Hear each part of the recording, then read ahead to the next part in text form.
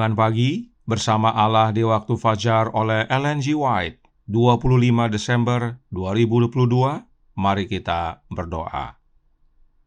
Bapa kami yang di sorga, Allah pencipta langit dan bumi, laut dan segala isinya, Allah yang maha besar, maha kuasa, sumber segalanya, yang kami sembah selalu melalui anak-Mu yang tunggal, Yesus Kristus. Terpujilah Yesus, anak Allah yang maha tinggi, yang adalah kebangkitan dan hidup bagi kami. Pada pagi hari ini kami bersyukur boleh bangun dan berbakti, dan sebagaimana membaca dan mendengarkan nasihat firman-Mu, kiranya ini menjadi sukacita dan pembaharuan bagi kami semua, bahwa di dunia baru nanti tidak akan ada lagi kematian.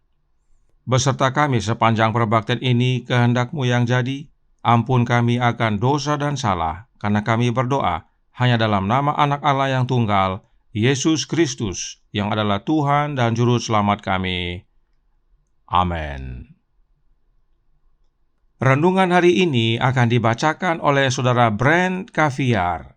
Kepada Saudara Brent, kami persilahkan. Selamat pagi saudara-saudara sekalian. Renungan pagi kita pada pagi hari ini 25 Desember 2022 berjudul Tidak akan ada lagi kematian.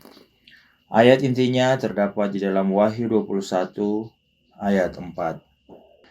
Dan ia akan menghapus segala air mata dari mata mereka, dan maut tidak akan ada lagi.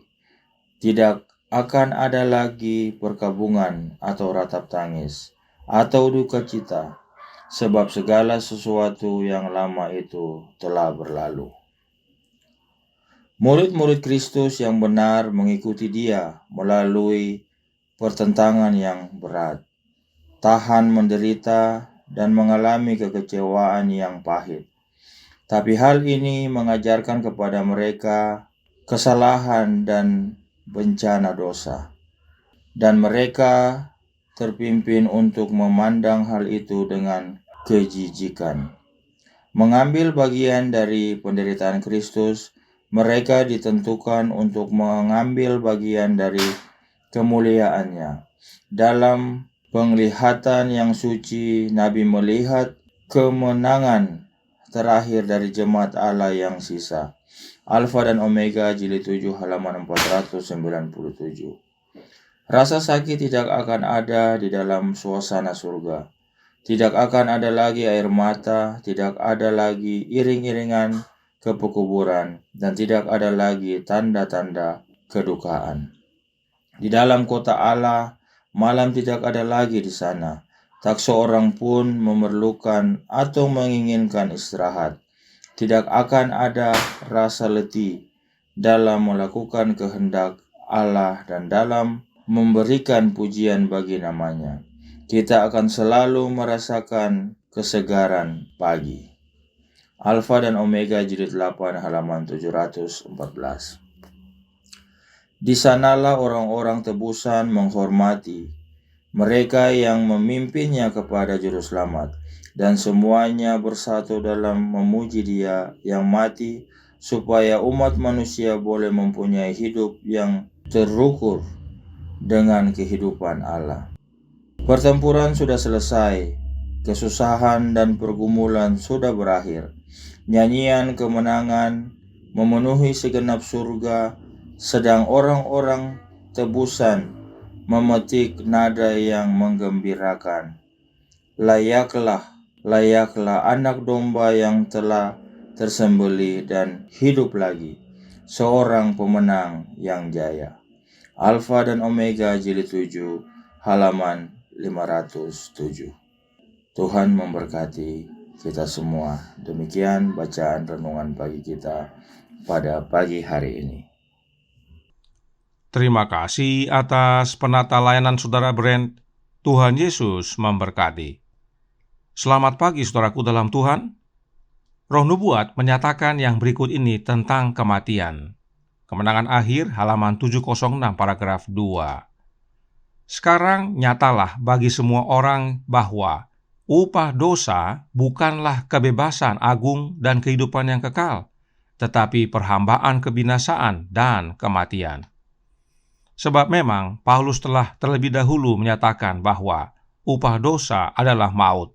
Roma 6 ayat 23. Karenanya, selama masih ada dosa, kematian pasti ada. Oleh sebab itu, pembersihan wajib dilakukan.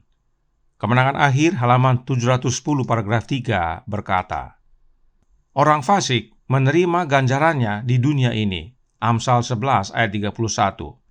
Mereka menjadi seperti jerami dan akan terbakar oleh hari yang akan datang itu, firman Tuhan semesta alam. Maliaki 4 ayat 1. Sebagian dibinasakan dalam waktu seketika, sementara yang lain menderita beberapa hari. Semuanya dihukum menurut perbuatan mereka. Dengan dipindahkannya dosa-dosa orang-orang benar kepada setan, ia dibuat menderita bukan hanya karena pemberontakannya, tetapi semua dosa-dosa yang telah dilakukan oleh umat Allah oleh sebab Dia. Hukumannya akan jauh lebih berat daripada mereka yang telah ditipunya. Orang fasik, yaitu orang-orang berdosa, dibakar seperti jerami. Dosa-dosa orang benar yang bertobat dipindahkan ke setan, dan setan pun dibakar. Semua unsur dosa dibakar. Bumi saat itu dibungkus oleh api yang membakar semua unsur dosa. Darkness Before Dawn, halaman 60 paragraf 2 menyatakan, sementara bumi dibungkus oleh api kebinasaan, orang-orang benar tinggal di dalam kota suci itu dengan aman. Kematian yang kedua tidak berkuasa ke atas mereka yang bangkit pada kebangkitan yang pertama. Inilah proses pembersihan dunia ini dari dosa-dosa yang membawa kematian. Dosa-dosa habis musnah dan karenanya tidak ada lagi kematian. Berikut ini adalah hasil pembersihan tersebut.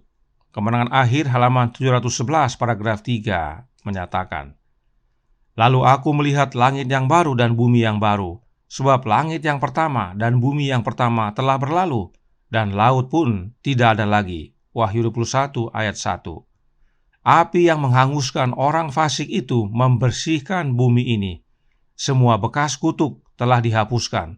Tidak ada neraka yang menyala selamanya di hadapan umat yang ditebus itu sebagai akibat yang mengerikan dari dosa. Dunia ini sudah bersih, tidak ada lagi dosa, dan jika tidak ada dosa, maka tidak akan ada lagi kematian.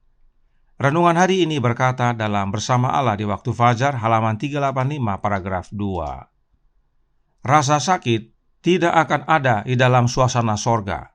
Tidak akan ada lagi air mata, tidak ada lagi iring-iringan ke pekuburan, dan tidak ada lagi tanda-tanda kedukaan. Inilah gambaran tentang dunia yang baru nanti. Bersih dari unsur dosa, dan karenanya tidak ada lagi duka, tidak ada lagi kematian. Karenanya Roh Nubuat menasihatkan dalam Help and Daily Living halaman 54 paragraf 4. Kita perlu selalu menjaga di hadapan kita pandangan tentang hal-hal yang tidak terlihat ini. Dengan demikian kita akan dapat menetapkan nilai yang benar pada hal-hal kekekalan dan perihal waktu. Inilah yang akan memberi kita kuasa untuk mempengaruhi orang lain bagi kehidupan yang lebih tinggi. Artinya, kebenaran tentang tidak akan ada lagi kematian memberikan pengharapan yang tinggi bagi kita, dan itu menjadi pekabaran yang mempengaruhi bagi orang-orang yang belum mendengarkannya, sehingga mereka bertobat dan pada akhirnya dapat diselamatkan. Kiranya kebenaran ini menjadi sukacita bagi kita semua, agar tetap setia di dalam Yesus, sebab bila mana Kristus adalah hidup kita, maka saat Dia datang kedua kali nanti, kita akan bersama-sama dengan Yesus dalam kemuliaan. Kita akan bersama Yesus di dunia baru nanti, di mana dosa-dosa sudah musnah dibakar, dan karenanya tidak akan ada lagi kematian. Tetap setia, saudaraku dalam Tuhan, Yesus datang segera. Tuhan memberkati, saya bawa dalam nama Yesus. Amin. Mari kita berdoa. Bapa kami yang di sorga, Allah pencipta langit dan bumi, laut dan segala isinya, Allah yang maha besar, maha kuasa, sumber segalanya, yang kami sembah selalu melalui anak-Mu yang tunggal, Yesus Kristus. Terima kasih atas nasihat yang menguatkan pada pagi hari ini, bahwa di negeri perjanjian sorgawi nanti tidak akan ada lagi kematian. Sebab api yang daripada Tuhan akan menghanguskan semua unsur dosa, sehingga tidak ada lagi jejak dosa dan kutuknya di dunia baru nanti. Oleh karenanya, kebenaran ini perlu kami jaga di hadapan kami, memandang tentang hal-hal yang tidak terlihat akan kebenaran ini sebagai suatu pengharapan yang dapat mempengaruhi hidup kami, demikian juga mempengaruhi hidup orang lain, agar tetap setia hingga pada akhirnya kami tiba di negeri baru nanti dan dapat merasakan apa yang disebut dengan tidak akan ada lagi kematian.